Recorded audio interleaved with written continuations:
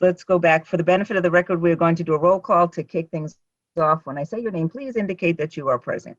Marlene Cheatham, present. Antonio Martinez. Present. Present. Kevin Griffith is not here. Bob Durayo. Present. Mike Gorecki. Or Mark Gorecki here, present. okay. Gorecki. And and I wrote it phonetically too. Also with us tonight are Joseph Agostinelli, our building inspector, Jaime Martinez, our planning director, Jamie Kane, our board secretary, Amanda Brosi, and I think I said it right that time, our land use attorney, and our board liaison from the Village Board of Trustees, Bob Fritchie. Great. On for tonight, there is no continuing business of the board. New business of the board is ZBA 04-2021, 9092 South Highland Avenue. Is there someone to speak on this issue? Yes, there is Stephen Jones, the applicant, and Greg DeAngelis, his architect. They are both added as panelists. Good evening. Good evening. How are you, gentlemen? Good, thank you. How are you? Okay. So what do you have to tell us? So thank you. I am Stephen Jones, leading the project. Thank you for having us tonight. Thank you for your service. We are we are the prospective purchasers, not the owners yet, but we have a contingent contract to purchase the former Ossining Children's Center consisting of 90 and 92 South Highland Avenue for conversion within the existing footprint of the two buildings to 10 units, 3 in 92 and 7 in number 90, the larger building, apartment housing units. I would just share with this board that, of course, as you know, we are in front of you for the variances applied for. It is our intention to keep these buildings that were originally built as residences, just simply turned into apartments now that OCC has moved to its new headquarters. We look forward, if we're able to complete this purchase with the requests that we have respectfully made to you, the planning board, and all the other work that we have to do. We look forward to providing the purchase proceeds to Ossining Children's Center to further its work, and returning these properties to the tax rolls of Ossining. So we're very excited about the project. And as I turn over to our architect, Greg DeAngelis, I would just note that the property immediately to the south of the Ossining Children's Center buildings that we're talking about tonight is 94 South Highland. And the same team that worked on 94 South Highland, this is our same group. I led that project about 5 years ago that involved the Ossining boards. And we are basically looking to do about the same thing with these properties. And it's the same groups. Greg is the same architect who handled the 94 South Highland. We have the same general contractor and same professional team. So with that, I'd ask Greg to add on to my comments, and then we're available to answer and address any queries and questions. Thank you. Thank you, Steve, and thank you, members of the board.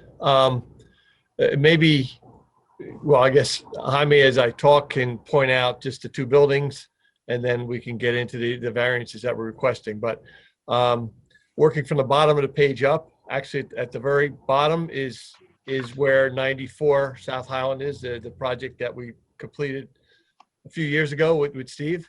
And then moving up is 92 South Highland, and that's the smaller of the two buildings. It is we'll have 3 units in it, 2 3-bedrooms, and I think it's the other one's 2 3-bedrooms and 1 2-bedroom. And then the other one above it is 90 South 90. Highland. And that has 7 units in it. That one will be putting in an elevator and extending the egress stairs up. But in order to achieve this, as we've gone through with Jaime and Joe, zoning requirements of the village, we need some area variances. And some of this is frankly cleaning up from what was prior. There's a lack of records for some from the prior occupant from the children's center or before them. So I guess going in order of the variances requested as itemized on the agenda. And Jaime, maybe it's best now to go to the proposed site plan. Yeah, I wanted to just point out something real quick to the board, which may not be readily apparent. So part of the project, they're proposing to merge the 2 lots together. So I think under normal circumstances, you would see 2 properties, one with 1 set of variances and the next property with another set of variances. You would consider them separately. However, this project does call for, at the end of the approval stage, if granted, to merge those 2 properties together and have this treated as one single lot, which allows for the consideration of impervious surface along the entire site as opposed to along a single property. So when going through these, keep that in mind, that the variances are for the entire site, not really respective of whether it's on property 1 or property 2. Thank you, Jaime, for clarifying that. Yes. And I'll just add one more point. Steve mentioned, the units. One of the units by code will be affordable, meet affordable, fair and affordable housing requirements. But these are mid-level workforce, if you will, housing. It's not luxury housing, but it provides, frankly, an underserved need in the general community. And having been a board member of the Housing Action Council for many years, it's something we've been talking about a lot. And it's so that's one of the reasons I'm very pleased to be part of this project too. So the first one is with respect to variance that we are requesting is with respect to the impervious surface coverage. And as Jaime just explained, we analyzed the 2 lots together as one. We calculated the amount of impervious surface, and in addition to the building footprints, there are the parking areas and driveways, which are clearly paved. There's also a large amount of rubberized asphalt surfaces, which was great for the kids, for playgrounds and whatever, but as best we can tell, was not designed, it does not perform as a permeable surface. So those are the areas that are highlighted with the stipple, poche and outline in the dash lines. And those are areas that we're proposing to remove the rubberized asphalt and replace with grass, lawn, or other landscaping, but permeable surfaces. And even though, right now, by our calculations, the impervious coverage on the entire lot, and there's a couple walkways too that we're thank you, Jaime, we're taking out that are not needed for the new use. The current impervious coverage is 77%. The requirement, as I'm sure you know, is 35%. So by removing these large portions of the rubberized asphalt and replacing with grass, we're able to get down to 61%. So it's significant improvement. And some of it is it's a significant improvement. We still have lawn and landscaping in front of the buildings, which will require, and the rest is really still needed for the function of the uses. We did, and you all can tell me, but we did submit a letter kind of addressing the 5, conditions for the variance. Maybe it's worth me going through the variances we're requesting first, and then to the extent you want to go through that in more detail, we can go through that letter. If that works, Madam Chair. I would say let's go through the variances that are needed first, and then we can kind of double back to some of the Okay, questions. perfect. Thank you. So the next one we're asking for is parking in the front yard. At number 90 South Highland, there currently is a turnaround driveway, like a circular, half circular driveway there, and there is a parking space. However, and there is a ramp up to the entrance of the building. However, it does not comply completely with ADA requirements for slopes and cross slopes.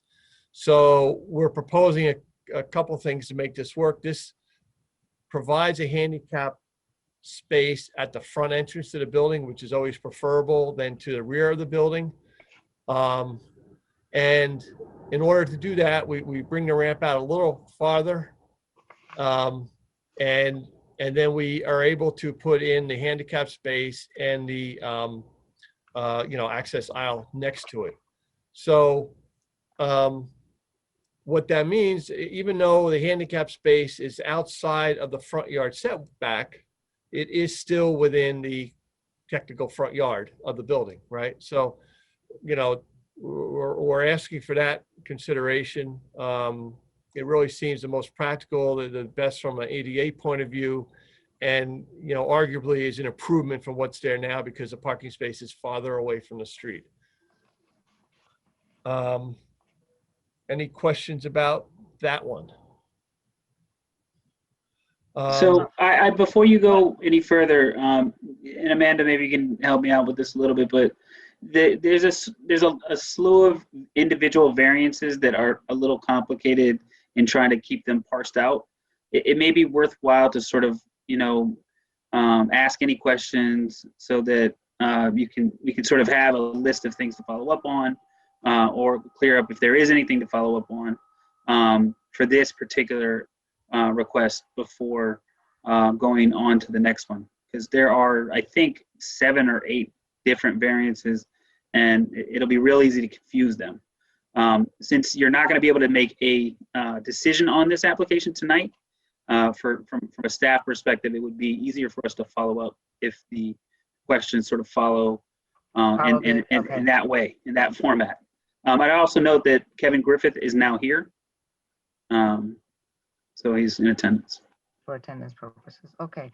So I guess if we back up into the impervious coverage and it exceeds the village code, my question is, because by your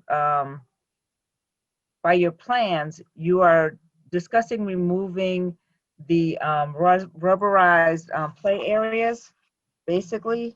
Yes. And some changes to the some of the walkways and things that would take what is, and take and change that surface to make it to put in grass and lawn and mitigate some of the drainage issues on that property. So my question would be, once that is all changed, and Jaime or Joe, are we closer to the actual numbers for the site? Well, it's actually closer. Right now, the amount of impervious surface coverage, I believe he said, was about 77%, and they're going to be reducing it. The reason why they're requesting this variance is because when this surface was put in, we couldn't find a record that they went to the zoning board when this was all installed to get the variance for the impervious surface to begin with. So in reality, from what's there, they're reducing it. Right. The record, there's no variance that was granted for impervious surface, so they're trying to put that on record now. Okay. This to the board. So then I guess my question is, unless we have a concrete number, are we just working, like we're kind of guessing how much, I think we do. No, we do have a concrete number of what it was or what it currently is. We won't have a concrete number of what it will be. I think we have that too, yeah. Yes. We have 61. the zoning worksheet, and we did our calculations. And that's where I was saying it was, we by using AutoCAD and surrounding the areas, we came up with 77% now is impervious. Mhm. And we're reducing it to 61%. 61. Um,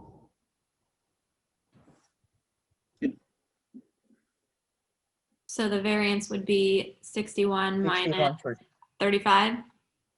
correct. Yes. So that's 26%? 26 26% variance? A 26% variance. That's the And math. not a, Yes. Yep. because they're proposing a 61% variance and that it, I don't, I was, Yeah, that math is incorrect, yeah. No, I okay, so I think- wasn't crazy. Oh, you're not, yeah. You have to look at the zoning worksheet. I believe it's on the worksheet that way. Well, so I there's am two looking- worksheets. Yeah, Yeah. there's a worksheet and then there's an addendum. So, so there's a couple of components to how this is all written out. Part of that's due to the nature of the variances for the buildable versus habitable stuff that has created that issue.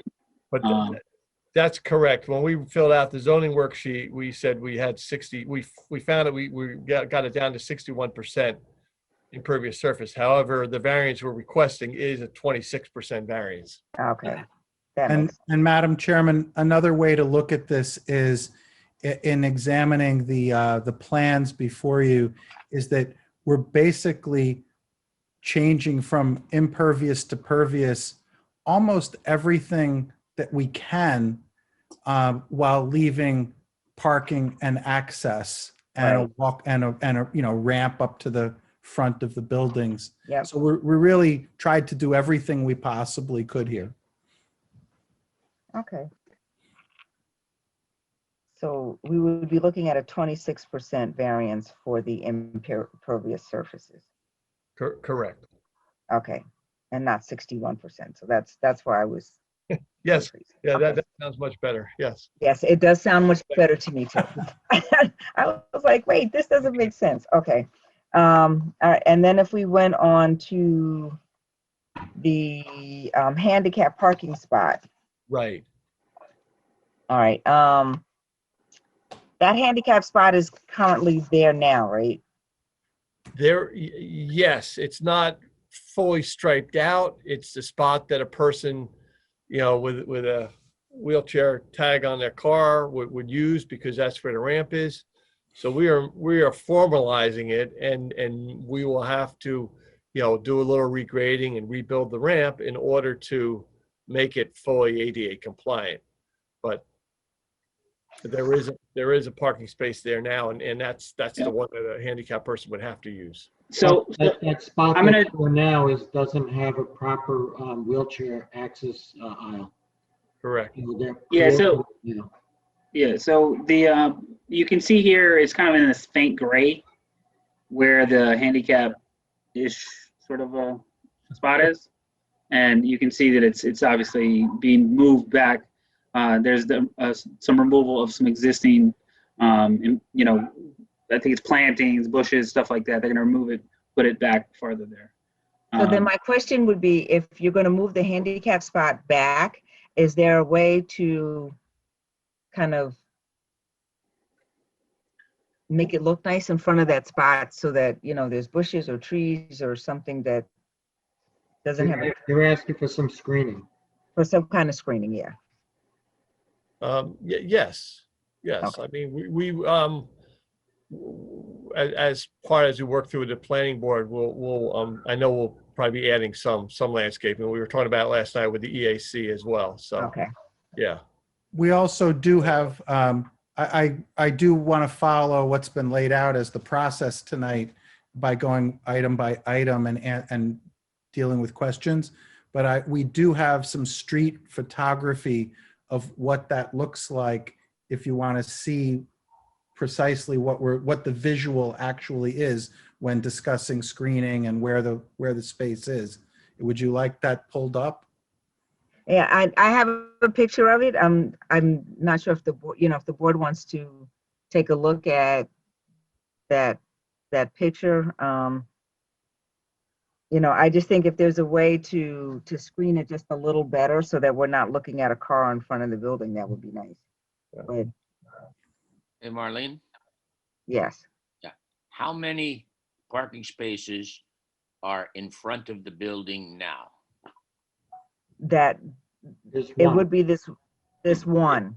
It And depends after who's you're parking done- there. I've seen 2 cars parked there too, but that's why we're saying it's not really clearly striped out. So after you're done, how many parking spaces will be in front of the building? Just one. One. Just one. So it's going to go from space for 2 currently to 1 space in front of the building. Correct. Just And the you're gonna one see it. handicap parking space because of where the ramp is and where the elevator for this building is, makes it Mhm. accessible to the building. That's All exactly. the other, It would also be required to be striped properly as a handicap space, as which a is, handicap which is not spot, currently striped as a handicap space. This is the picture now of what it is, and you can see why people were, pulling multiple cars in there. That would no longer be the case. And one of the reasons I wanted to point out was that there is landscaping and screening existing in front now, and actually, and a tree. So this is the angle that you can see best into it. But if you're at the street directly in front of the building, there actually is screening. And we propose to move the space actually further back and further away from the screening actually. so you'll be moving it closer to where like the bushes and the trees are closer to the door. Slightly, yes. Slightly, okay. So, but I guess my question is, if you look where the car is and where the driveway is, I get it, the car has to go in on one side and come out the other, but I was just thinking that maybe if the screening was a little bit better, like you wouldn't see a car from the street.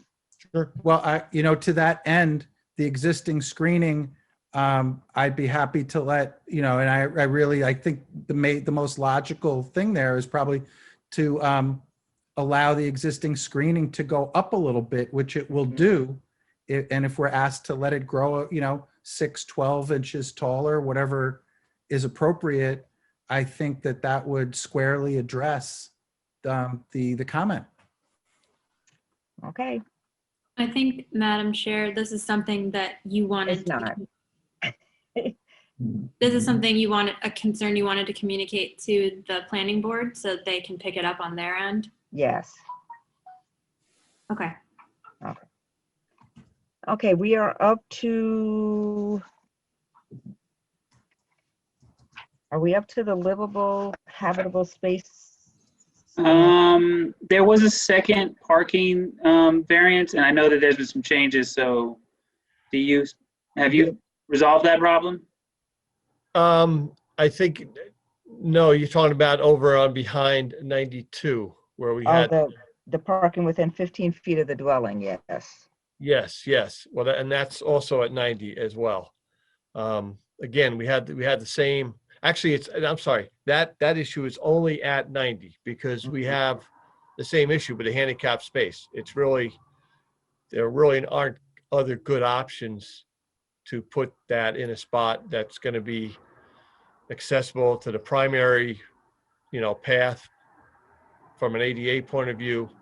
And so what we've done is kept it as far away from the street and allow us to get a ramp in and do the access aisle. So that's just, Jaime, if you could raise up a little bit, the other way up. Okay, down. That way down. Okay. Yeah. Right. Your other left, Your other left. whatever. not that. I got you.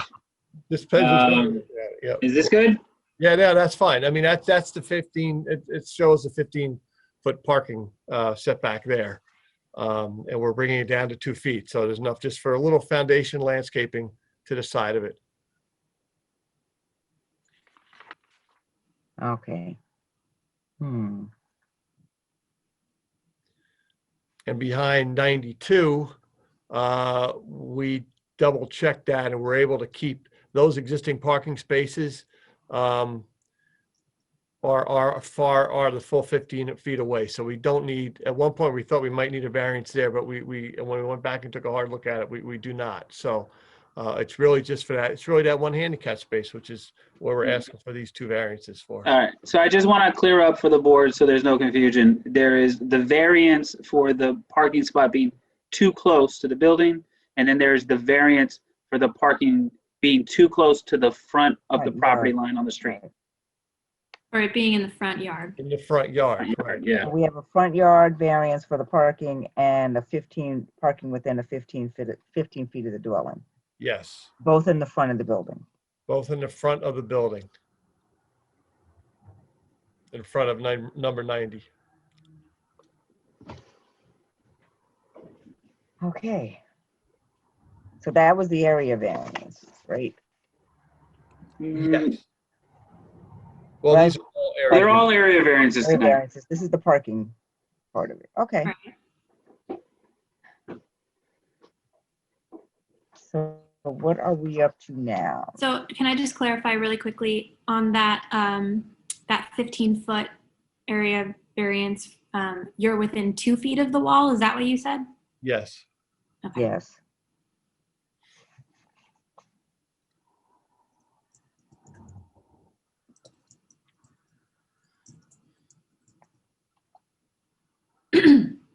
Do you know if that, is that parking parallel like it is now, or is it, It's it's going to more, remain parallel to the building? it's remaining parallel to the building. As it is now, it's kind of slightly diagonal, depending on who's parking. Okay.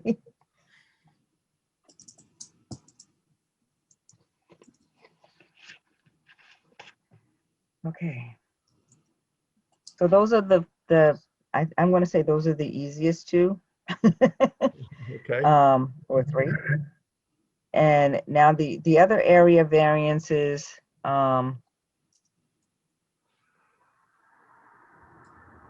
are dealing with the livable space and the habitable space. Correct.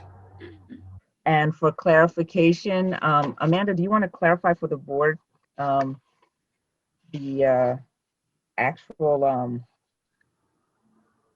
meanings? Sure. Do you want me to, can I share my screen? I think it might be easy to just pull up the code sections that are involved. Excuse me.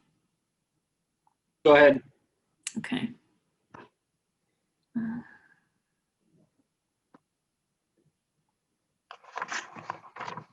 Okay, hold on. I have a lot of code sections. Oh, man. All right. Okay, so we are dealing with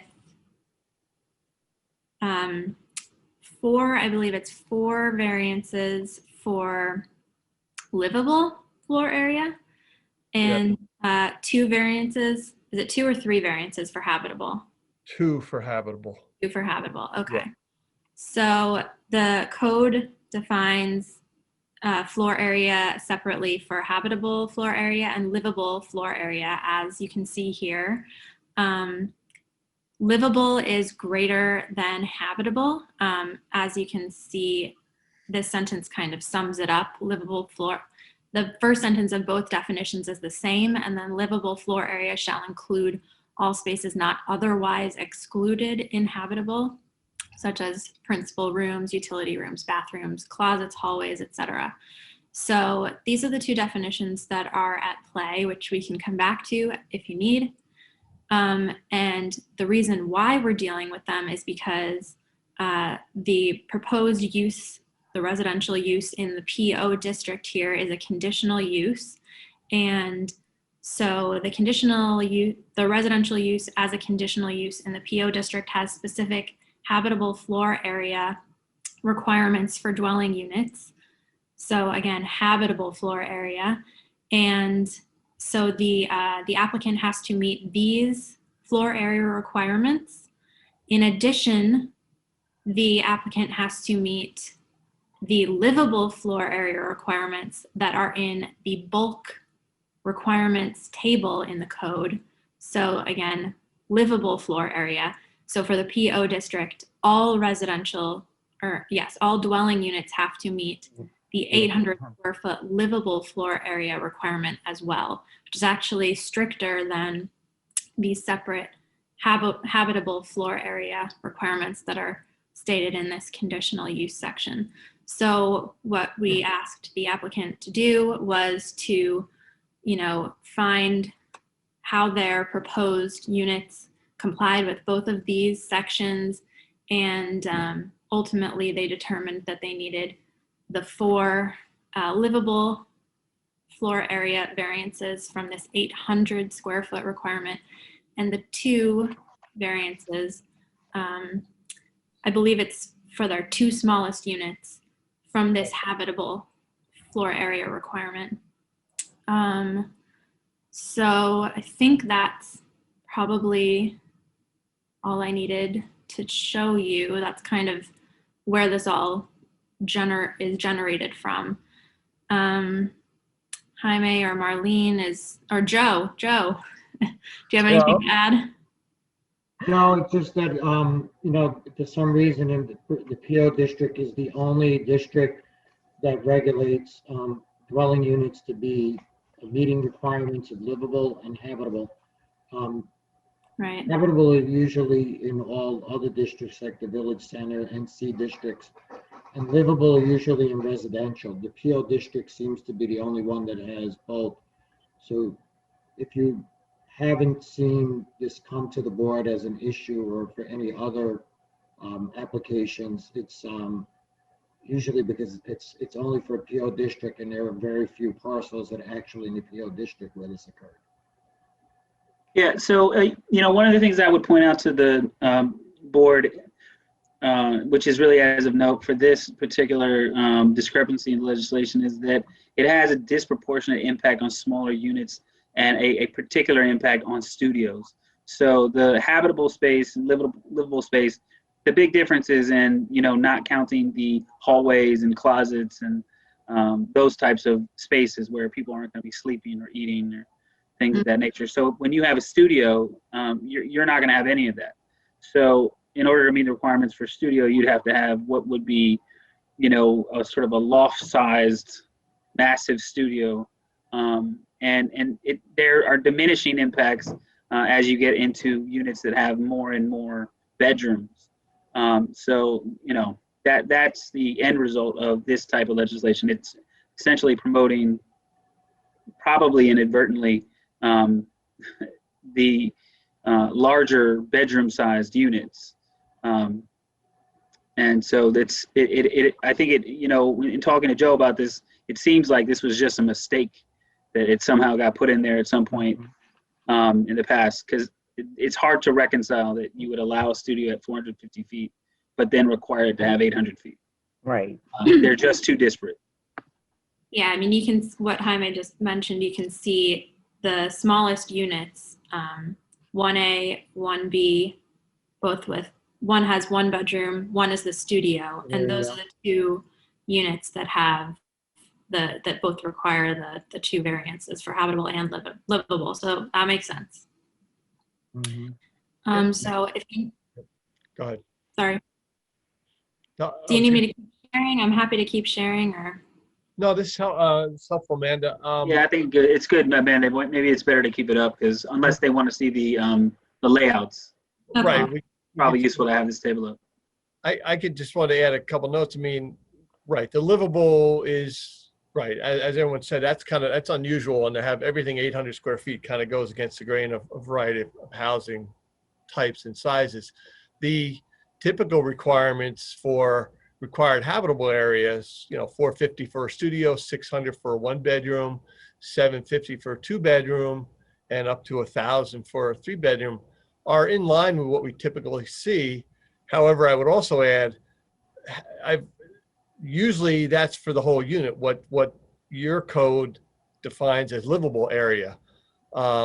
So, even though our proposed habitable floor area for the studio is 380, the overall area is 480, and that includes the kitchen. I'm trying to remember what things get excluded, but that's higher than the habitable. So these are good. These are fair sized units, is what I'm trying to say. By by many housing standards. Sorry, I'll go back. So actually and I don't know, Amanda, do we need to take each unit one by one? I think it would be helpful, for the ones that have two, I would like to take it one by one. There are just so many. Thank you. There's just too many. And so can we start, and I'm inclined to start with the one that just 2B, because the variance is just for the livable floor area. And it's only 10 square feet. And it's only 10 square feet, right? Right. So we can look at the, I guess the floor plan for that, right? If you want. Is that what you're asking? Yeah, I think that it might be helpful to have you go through your drawings on your end, Greg, because Yep. I keep getting these notes popping up on my end, and you're not gonna have that problem because you just turn those right off. Yeah. The screen. Okay. Yeah, Right. I think it might be better in this instance because these notes just keep popping up, messing up the whole. I think I have it pulled up. Let me make sure I've got it here. Do any of the board members have any questions at this point about what we just went through? Yeah. I wanted to ask, oh, wait a minute. A question about parking before we moved on, but I missed it. It's how many total parking spaces will there be when it's done? And does it meet the 1.5 per unit rule for parking spaces? There are, so in the PO district, what's required is 2 spaces per unit, no matter what size the unit is. And we are proposing 20 spaces. So does that answer your question? Yes, it answers that question. And they're all the right size. I think that's 9 by 16 is a parking space. Yes. They all meet the requirement. They all meet the requirements. 9 by 18 is the requirement. 9 by 8. Okay. Yeah, so there's one caveat. 3 of those spaces are, the planning board is looking at them as land bank spaces right now. So essentially they're going to be sort of green pavers that will be available for overflow, but they'll be porous so that water can go through them rather than creating more additional surface runoff. Right, and they are going to be built out as rural usable spaces, just with a permeable pavement, right? And lastly, did you guys do renderings of the actual front, the elevations? No, we have not, primarily because we're not changing the front elevations. Oh, okay. It's going to look like it looks now. Yes.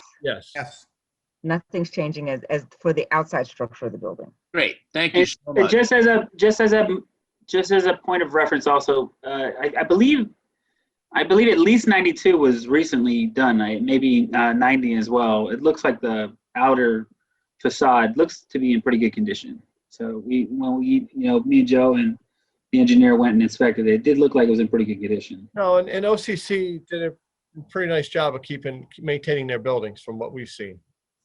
Yeah. Okay, so let me go to the floor plan. This is trying to enlarge it a little bit. Hold on, Brian, that's about it. Okay. This is the first floor plan for 90. And this is a ramp coming off where the handicap spot is. This is the main building entry. We are putting in an elevator inside the building. And there's existing stair here. So this elevator, because we have 7 units in this building, will provide accessibility to all the units. We wanted to go to the easy one first, excuse me. 2B, that's fine. 2B. Yep. So that's the first floor, and this is the second floor. And basically, this is the footprint of the building. Here's the elevator still. We have a corridor entry coming in. And let's make sure I'm looking at the right one. Right, the 1 bedroom. And right, 7. Oh, well, we're doing right. When we do a net square feet, we do it 790. Right, but that's the habitable. So it's a net square feet of 790 square feet. But when we do the habitable area calculation, we are at 600 and, well, we're at so we're comparing this for the livable, excuse me, is 800. So we're 10 square feet less than the 800 using net square footage. And basically, you know, to our minds, it's a very nice unit. It's an open kitchen, dining, living area, large bathroom, a little study space, closet, whatever, bedroom, home office these days, right? Zoom space, and a closet. You know, one of the things we're trying to do in this building to keep the cost as efficient as possible, given that this is a lot of large whole new building project, is work with existing walls. So some spaces get a little larger than they need to be, but overall this to us feels like a very nice unit. And we're asking for a 10 square foot variance with respect to livable floor area.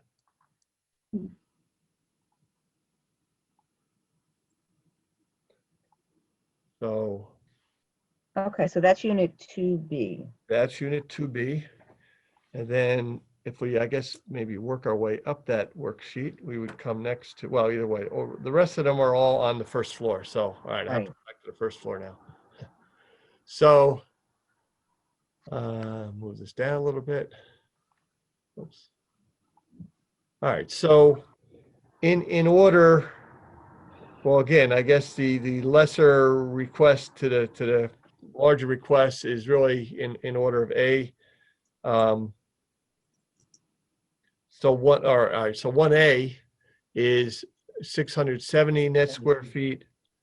And that is a, you know, a livable net square feet, which is analogous to a livable square feet.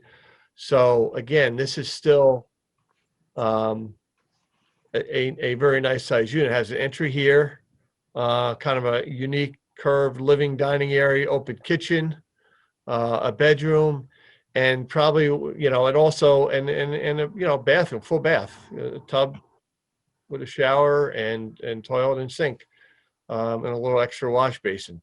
But, you know, it's in our minds, it has a closet for the bedroom, a little island kitchen. It's a nice unit. And, A lot of windows, excuse me, a lot of windows. a lot of windows. A lot of And, you know, it's 670 square feet, which really is a good size unit for, you know, for a one bedroom, but it's not 800 square feet. And that's why we need to ask for that variance. That's 130 square. That's 130 square feet. 130 square feet, yes. Yeah, sorry, Marlene.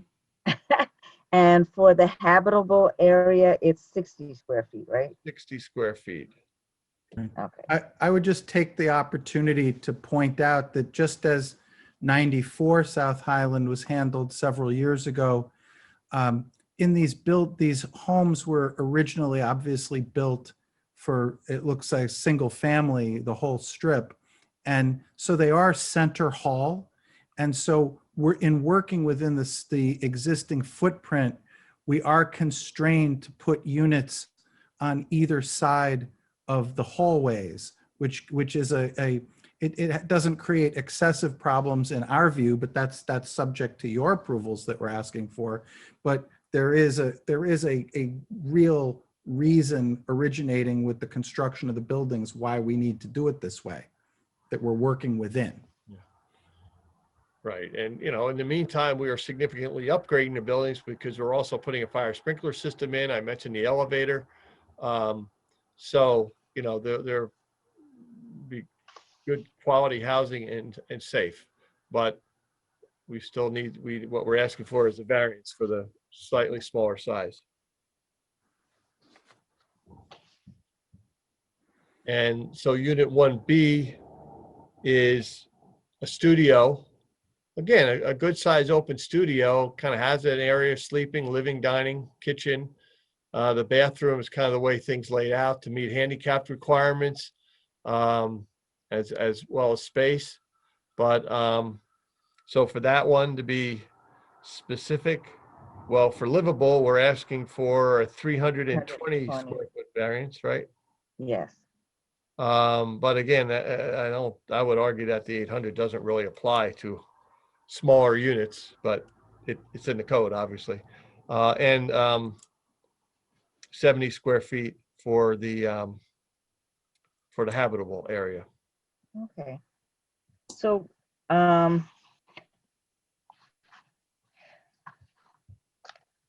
guess I wanted to say thank you for making this a little easier than I thought it was going to be.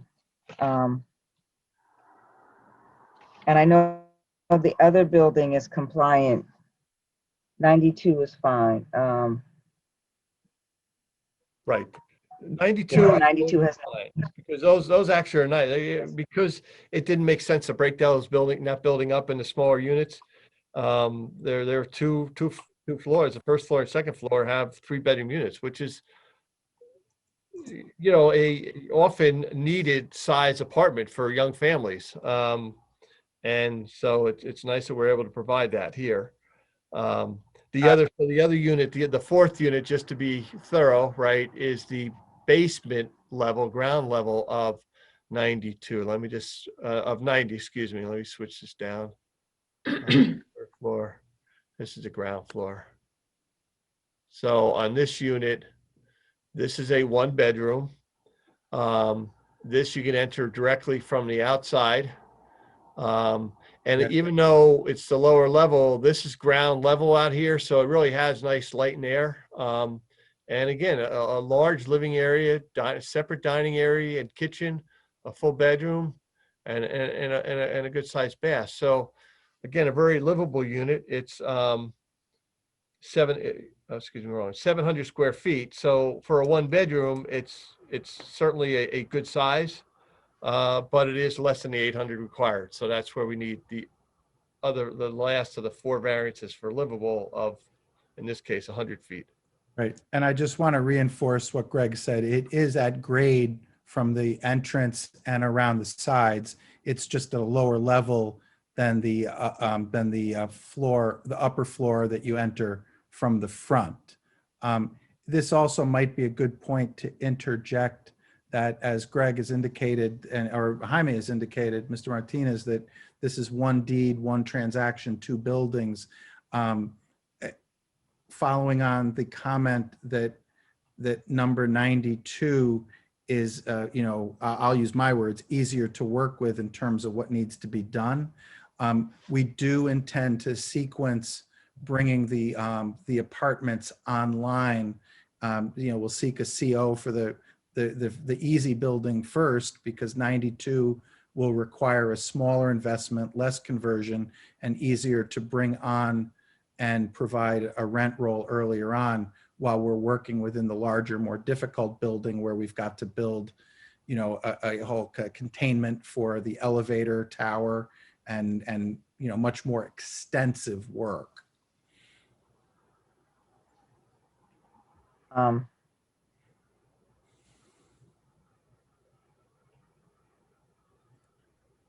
So I think that's a summary of the variances we are asking for this evening. I don't think I missed anything. I think that's, as according to the worksheet, I think that is it. Okay. Are there any other questions from the board?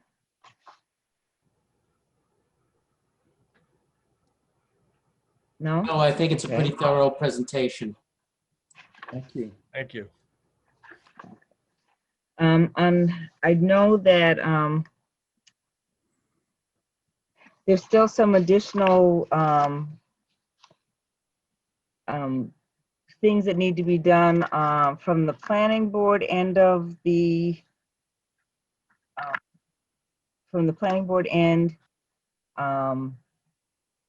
Amanda, just double check that they have not completed the secret process.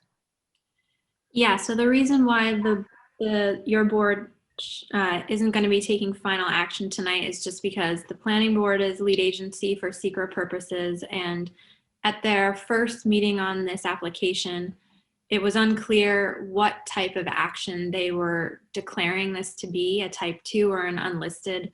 If this were a type 2, you know, you could go right ahead and make your decision tonight. But since things were not clear at the last meeting, we're going to have you hold off on your final decision tonight until they can formally declare this a type 2 at the next meeting, which is, I believe, what they'll be doing pursuant to staff advice. And then you can move forward with it at your next meeting. So I think it'd be a good idea to just, do your analysis tonight, since you don't have anything else on the agenda, and get it all, set up for the next meeting.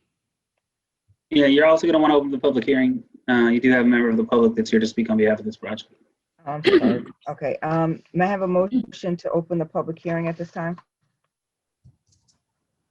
I make the motion.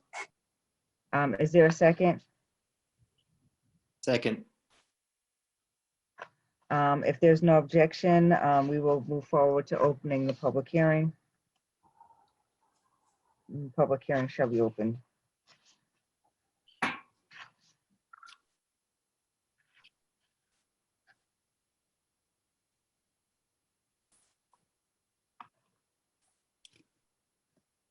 Hello.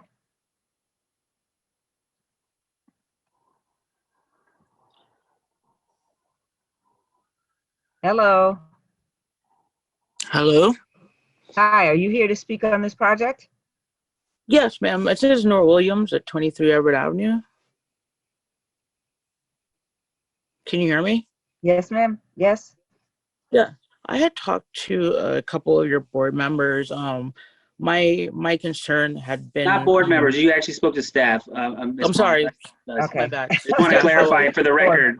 She did not for the speak to any record, board spoke members. to She only staff. spoke to staff. Yeah. I forgot your position. I apologize. I misspoke. Yeah, just about the issue about Everett Avenue and it being an exit. And, the street had most of the homeowners that live on the street, as well as myself, had worried about not only the flooding, which you guys discussed earlier, but the safety and the garbage issue. And I don't know if that's something to be brought up tonight, or just you guys are dealing with what you're dealing with now, and then this can be brought up later. I'm going to double check with the staff, but I believe that those would be more of the planning board issues, some of the is that EAC issues? We're looking at more of the internal zoning code issues with the apartments, and how the buildings are situated where the parking is, and not not the flow of traffic or the garbage issues at this time. Yeah. So Go ahead. so those issues are really kind of more planning board issues. They have to deal with a lot of things like screening, drainage, as part of their process. And so just, full disclosure, there is going to be a meeting between the applicant and staff tomorrow to talk about some of the concerns that you brought up at the planning board meeting. So should I just email you my concerns to be sure that they're brought up tomorrow, since we're not going to be there? I mean, you can definitely email me. You're welcome to voice them here as well if you'd like. They'll still get on the record. So you can do both.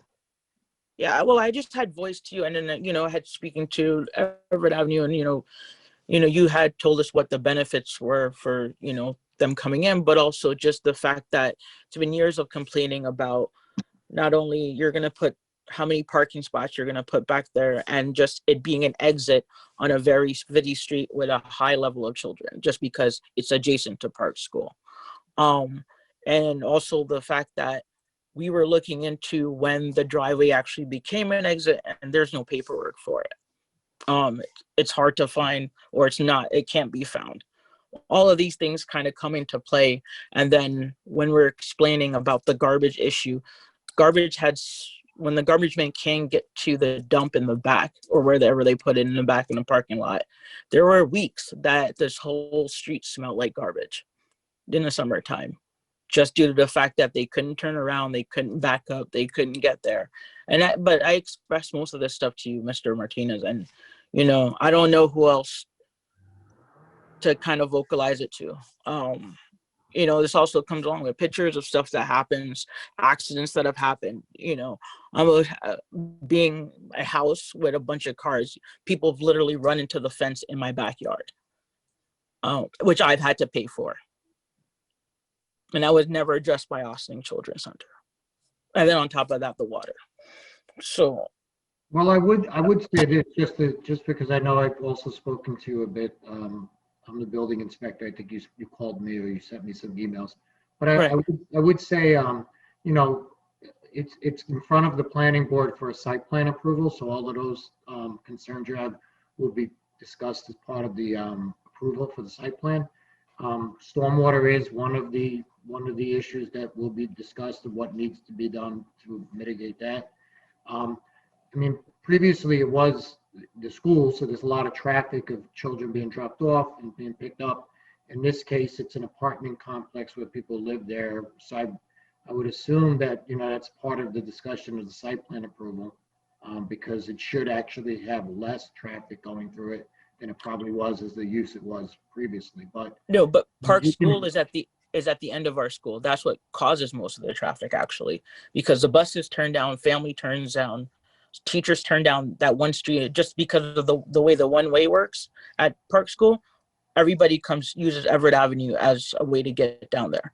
And then you have cars coming out of Everett from the Children's Center, where at least the exit was on Everett Avenue. Imagine that with a bunch of other people. Like, if I can explain all of this to you in an email, I just feel like, you know, I have pictures to show it, and yeah. I think what they're trying to say is, I get the Park School part of it, but with people who live in an apartment building and there's 20 cars, they're not all going to be leaving at the same time. You're not going to have people dropping off at 8 o'clock in the morning and picking up at 5 p.m. You're not going to have, you know, 30 cars coming down Everett, you know, because of the traffic levels of what it was when it was the Children's Center. I think you'll have a lot less traffic coming down that hill than you think, because, you know, you're just going to have less people coming and going from that building.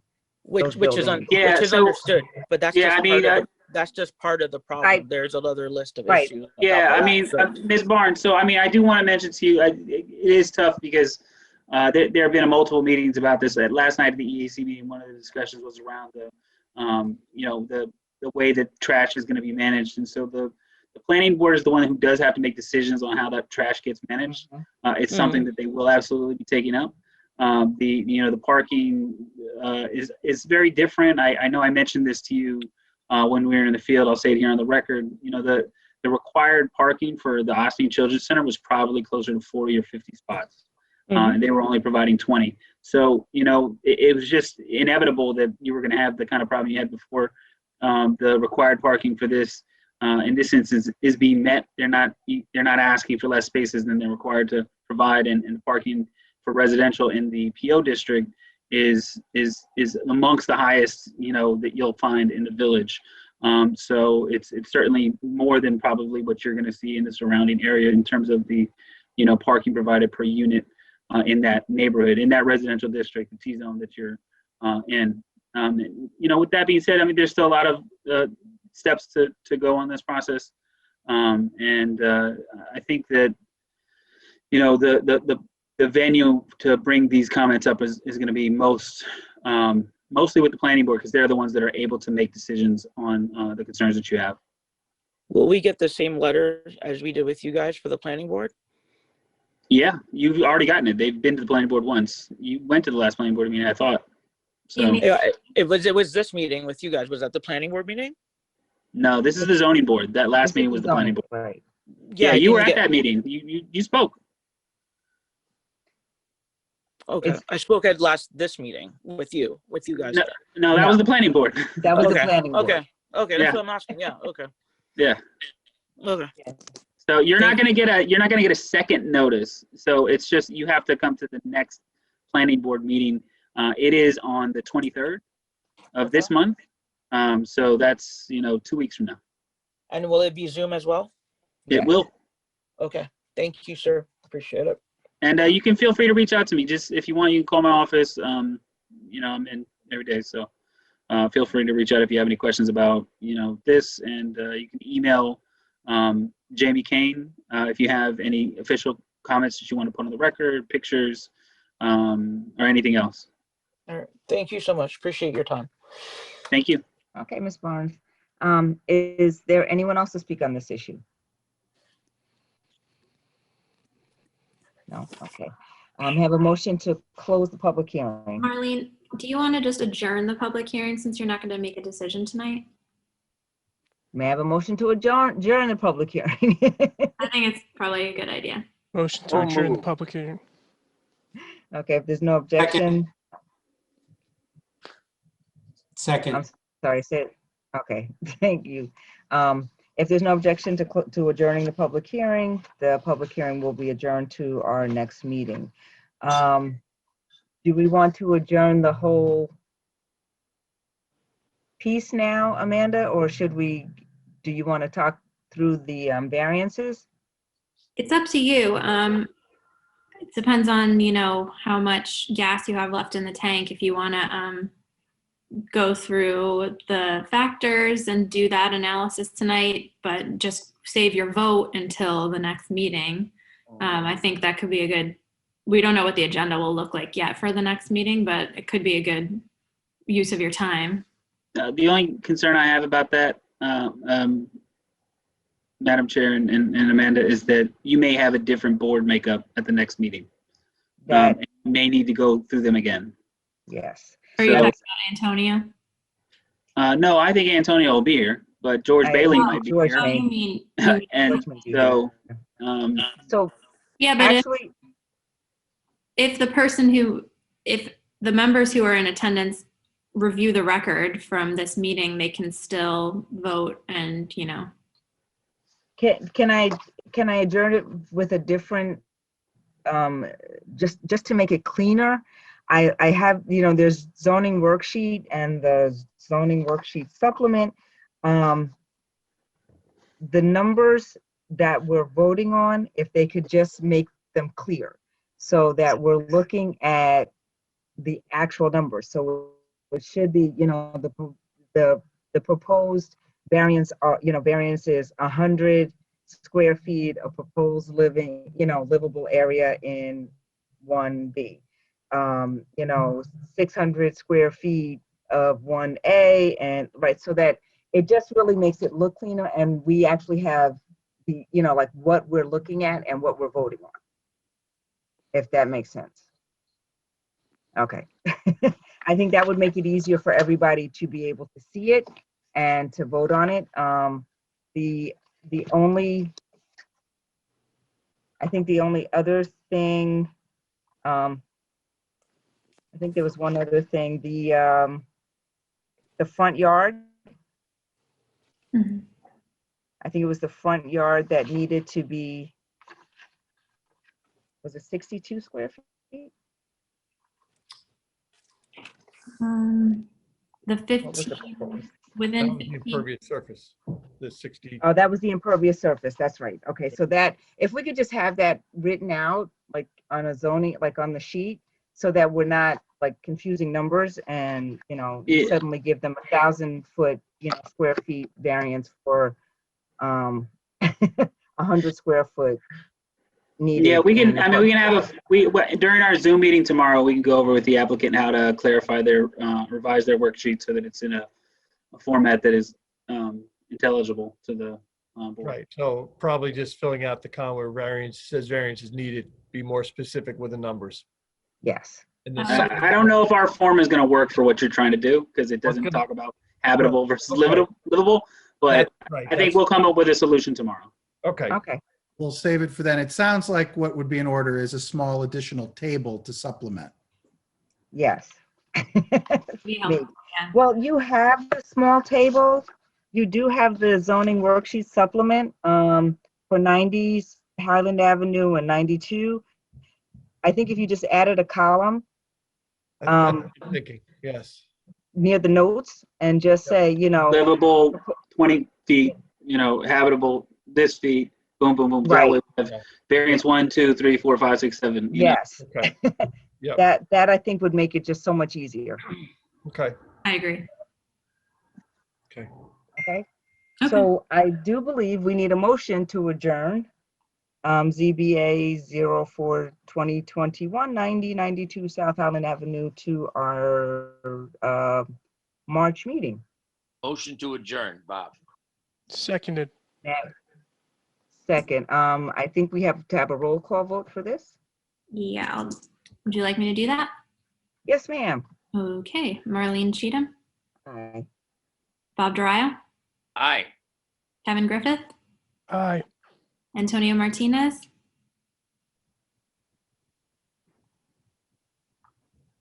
Antonio, It's on mute. You're muted, Aye, Anthony. aye. Okay. and Mark Gorechny. Aye. Okay, that's 5-0 in favor. Okay. So thank you, gentlemen. Very We look much. forward to seeing you again next month. It should be cleaner and easier. And hopefully, we won't take, 3 hours. Just one. And what is, sorry, what is the date of the next meeting? It is, On the agenda? Jamie, do you know? Doesn't matter. We'll find out. We don't have to have that. I think it's March 9th, because I think the calendar runs. Oh, it's 28 days this month. 28 That's right. days. Right. 28 days, yeah. Yes, the cat. So yeah, same, different month, same day. Madam Chair and board members, I'd just like to thank you and note that I appreciate the compliment about the presentation, and Greg always does nice work, but really the reason this is all teed up and so organized is because we've had so much direction and feedback from the professional staff who have anticipated the needs of this board and been really excellent to work with. Thank you. A second. Thank you. I'm sure they're happy to hear that. And I'm happy. Okay, that ends the new business of the board. The only additional business of the board is the approval of the minutes from the January 12th, 2021 meeting.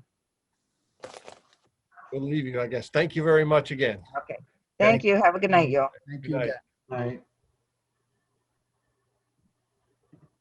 So, need a motion to May I have a approve? motion to approve the minutes from the January 12th meeting? So moved. May I have a second? Second. All those in favor? Aye. We have to do it. Madam Chair, as I was not Okay. present at that meeting, I vote present on the approval of the minutes. Okay, thank you, Mr. Martinez. If that is all, if there's no other business, if there's nothing else to, motion carried, sorry.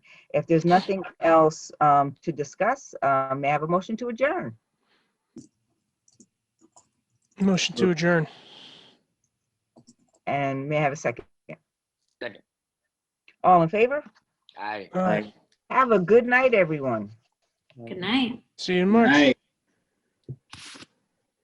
Good night.